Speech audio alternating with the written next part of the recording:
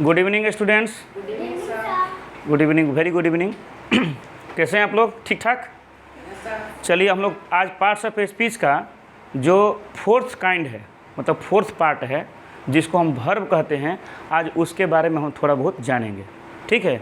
अभी तक हम लोग पढ़े हैं नाउन, प्रोनाउन और एडजेक्टिव। ठीक है। तो ये फोर्थ टॉपिक है आपका वर्ब।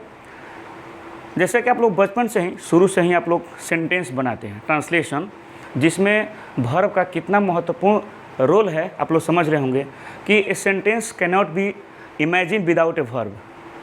आज मैं आप लोग को इसके बारे में मैं हिंदी में ही बताऊंगा, क्योंकि सबको ताकि समझ में अच्छी तरह से आ जाए। मैं ज़्यादा इंग्लिश का यूज नहीं करूँगा, क्योंकि समझना ज़्यादा ज़रूरी है। इसके बाद मतलब कि suppose that you understand everything, then you can make the different kinds of sentences into English. Okay? So पहले हम लोग वर्ब को समझेंगे कि वर्ब होता क्या है। ठीक है।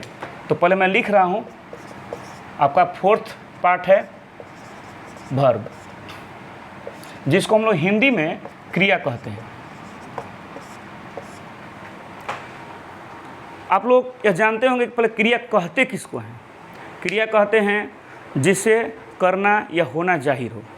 करना मीन्स जितने भी एक्शन वाले वर्ब हैं, एक्शन वाले वर्ड हैं, जैसे हम लोग पढ़ना, लिखना, उठना, बैठना, खाना, पीना, दौड़ना, सोना, गाना, बजाना, जितने भी आप कोई भी सेंटेंस बोलिएगा ना, तो लगभग उसमें कहीं ना कहीं लास्ट में एक मूल क्रिया जरूर रहता है। मैक्सिमम, ऐसा नहीं कि सभी सेंटेंस में, मैक्सिमम सेंटेंस में आप देखेंगे कि लास्ट में एक मूल क्रिया होता है। जैसे मैं पढ़ाता हूँ, आप लोग पढ़ते हैं, देखो पढ़ना, पढ़ाना है ना, ये क्रिया। वे लोग खेलते हैं, खेलना क्रिया हुआ। वह देखता है तो देखना भी एक क्रिया हुआ। वह कुछ काम करता है तो काम करना एक क्रिया हुआ। तो ये सब क्रिया कहलाता है। और जैसे एक सामान्य सेंटेंस भी होता है, जिसको हम लोग सिंपल सेंटेंस इंग्लिश में कहते हैं। जैसे मान लो कि दिस इज अ पेन, तो इज जो है एक सिंपल सा एक एक्सुअली वर्ब है, इसको हम लोग भी क्रिया कहते हैं। ठीक है। मान लो कि वे लोग अच्छे हैं तो दे आर गुड, तो आर भी क्रिया है। ठीक है। तो यह क्रिया जो होता है सहायक क्रिया के रूप में काम करता है। क्लियर?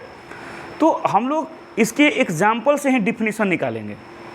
एक क्या हुआ था, करना, और एक क्या हुआ था, होना, जिसको हम लोग एक्सुअली वर्ब कहते हैं। यानी कि जिस शब्द से करना या होना चाहिए उसे हम लोग क्रिया कहते हैं। क्लियर? तो डिफिनीशन रटने की आवश्यकता नहीं है। जैसे जितने भी एक्शन वाले वर्ड होते हैं उसको भी हम क्रिया कहते हैं। करने वाला, जो जितने भी करने वाला एक्शन वाला वर्ड, उसको हम क्रिया कहते हैं। और जो एक्सुअली वर्ब जिसको आप लोग समझते आए हो शुरू से ही, उसको हम होने का अर्थ कहते हैं, मतलब कि होने का भाव। ठीक है। तो यानी कि हम इंग्लिश में लिखेंगे कि verb is a word which expresses an action or a state of being.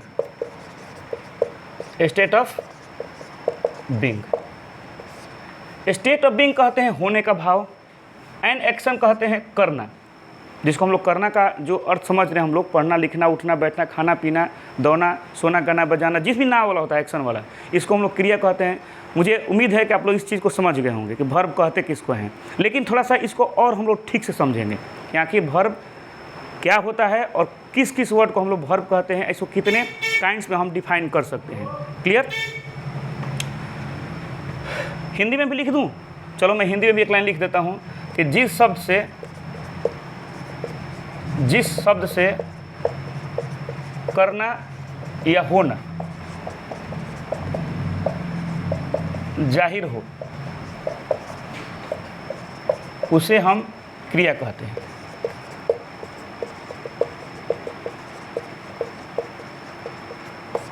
मैं हिंदी में इसलिए लिख देता हूं कि कुछ ऐसे भी बच्चे होते हैं आप लोगों में से एक, हो सकता है कि इंग्लिश में लिखा हुआ चीज़ अभी तो समझ में आ रही हो और बाद में आप थोड़ा मिस कर जाएं कि इसको हम लोग डिफाइन कैसे करेंगे। एक्चुअली क्या होता है कि कोई पूछ देता है कि बताओ बाबू वर्ब किसे कहते किसको हैं। आप समझ रहे हो एग्जाम्पल से, लेकिन डिफाइन करने में आप कैपेबल नहीं हो पाते हो। तो it is also important that you have to know how to define the verb. Okay, चलिए हम लोग काइंड्स पर बात करते हैं और काइंड्स के माध्यम से ही हम लोग एग्जाम्पल्स को जानने की कोशिश करेंगे। तो सबसे काइंड्स में सब कुछ है। इसको हम लोग दो भाग में बांटते हैं वर्ब को। पहला होता है प्रिंसिपल वर्ब, इसको हम लोग एक और नाम से जानते हैं लेक्सिकल वर्ब।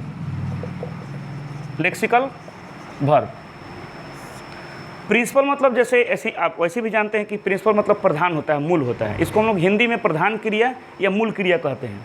ठीक है, मैं हिंदी फिलहाल नहीं लिख रहा हूँ, क्योंकि आप जब इंग्लिश आप लर्निंग कर रहे हैं तो हिंदी का यूज़ मेरे समझ से कम करना चाहिए। मैं यहाँ पर कुछ समझने के लिए मैं लिख रहा हूँ, लेकिन ज़्यादा हिंदी का यूज़ नहीं करना है।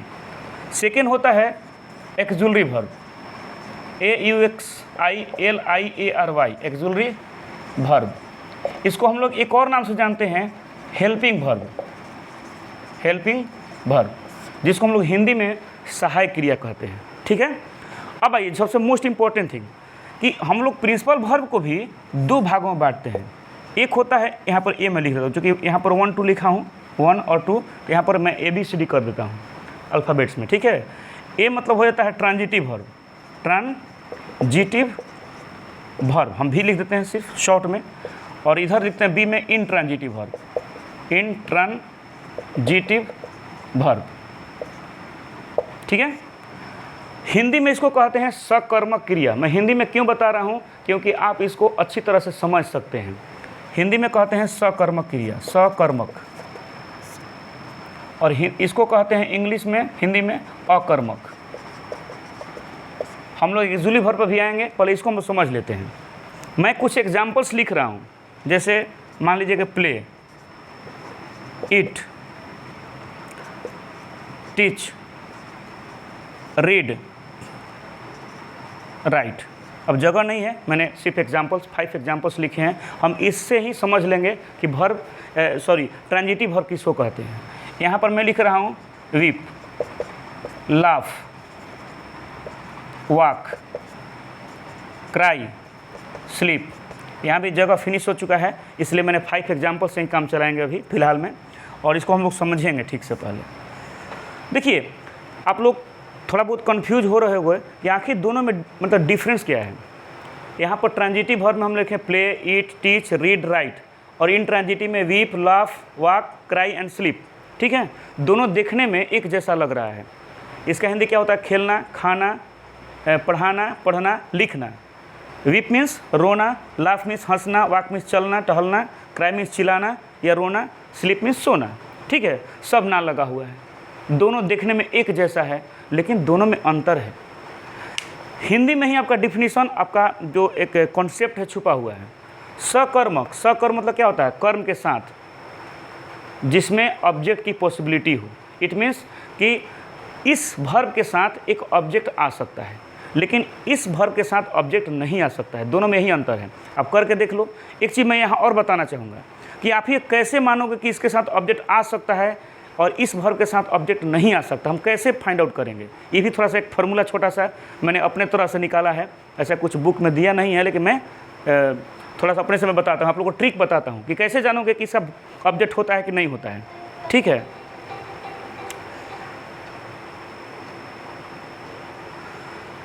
तो देखिए, जैसे मान लीजिए कहीं भी एक प्रिंसिपल वर्ब दिया हुआ हो, इस पर आप लोग क्वेश्चन करेंगे क्या या किसको, क्या या किसको।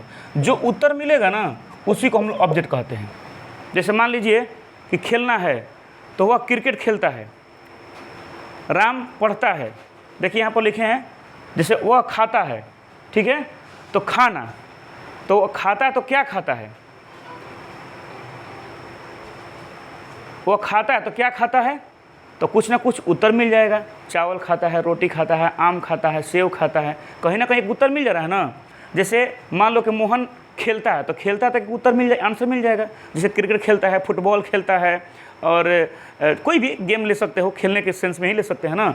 टीच, वे पढ़ाते हैं तो क्या पढ़ाते हैं, क्या का उत्तर मिल जा रहा है ना। हिंदी पढ़ाते हैं, इंग्लिश पढ़ाते हैं, संस्कृत पढ़ाते हैं, ठीक है, ज्योग्राफी पढ़ाते हैं, कुछ भी कहीं ना कहीं आंसर मिल जा रहा है। वो पढ़ता है, रीड वो पढ़ता है, तो पढ़ना का भी उत्तर है। आप वह क्या पढ़ता है, क्या लगा लो, तो किताब पढ़ता है, कहानी पढ़ता है, कोई भी पुस्तक पढ़ता है, चाहे जो ही पोएम पढ़ता हो, कोई कुछ ना कुछ लिखने के सेंस में भी आ जाएगा। वो कहानी लिखता है, कविता लिखता है, कुछ हिंदी लिखता है, अंग्रेजी, कुछ भी कहीं ना कहीं एक आंसर जरूर मिल जाएगा। क्या लगा लेंगे इस भर में, तो मैंने स्पष्ट कहा है कि भर में यदि क्या और किसको लगाइए, यदि आंसर मिल गया, इट मीन्स कि दिस भर has the an object. Okay, यदि इस भर्ब का उत्तर क्या और किसको में मिल जाए, तो समझ लीजिए कि इसका ऑब्जेक्ट होता है, और इसको हम लोग ट्रांजिटिव वर्ब कहते हैं। लेकिन इसका आप लोग देख लो कितना इंटरेस्टेड चीज़ है कि इसमें यदि आप कोई क्या और किसको लगाओगे तो आंसर नहीं मिलेगा। वह रोता है, वह क्या रोता है, उत्तर है। वो हंसता है, वो क्या हंसता है उत्तर।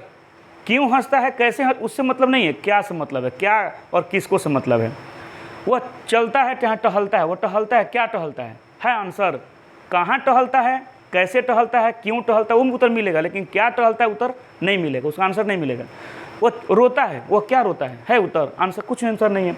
वो सोता है, वो क्या सोता है, इसका आंसर है नहीं है। ठीक है, तो इस प्रकार से वैसे प्रिंसिपल वर्ब्स जिनके साथ ऑब्जेक्ट की कोई पॉसिबिलिटी नहीं है उसको हम लोग इंट्रांजिटिव वर्ब कहते हैं, और जिनके साथ ऑब्जेक्ट आ सकते हैं, जिसके साथ ऑब्जेक्ट की पॉसिबिलिटी है उसको हम लोग ट्रांजिटिव वर्ब कहते हैं। ठीक है, चलो अब हम लोग आते हैं एक्सुअली वर्ब पर। इसको भी हम लोग दो पार्ट में बांटते हैं। एक होता है प्राइमरी, ये 14 होते हैं, 14, और सेकेंड होता है इसका मॉडल एक्सुअली वर्ब। मॉडल आपको ये बाद में अलग से पढ़ने होंगे चैप्टर के रूप में, क्योंकि एग्जामिनेशन में आते हैं।